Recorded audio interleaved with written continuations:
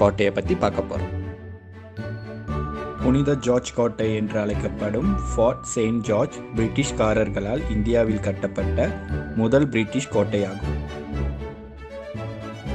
இந்த புனித ஜார்ஜ் கோட்டை 1639ஆம் ஆண்டு பிரிட்டிஷ் ஈஸ்ட் இந்தியன் கம்பெனி, அதாவது ஆங்கில கிழக்கிந்திய கம்பெனியின் முயற்சியால் கட்டப்பட்டது. அப்பொழுது வெறுமனே கிடந்த இந்த பகுதி கோட்டை கட்டப்பட்டதால் புதிய குடியேற்றங்கள், நகரங்கள் மற்றும் வணிக நடவடிக்கைகள் போன்றவை வளர்ச்சியடைய தொடங்கின. 1600ஆம் ஆண்டில் வணிக நோக்கத்திற்கு இந்தியாவிற்கு நுழைந்த பிரிட்டானிய கிழக்கிந்திய கம்பெனி தங்களின் வணிகத்திற்கும் பாதுகாப்பிற்கும் ஒரு நிலம் தேவைப்பட்டதால் அப்பகுதி தலைவரிடம் நிலத்தை வாங்கி அதிலே துறைமுகம் மற்றும் கோட்டையை கட்டினர்.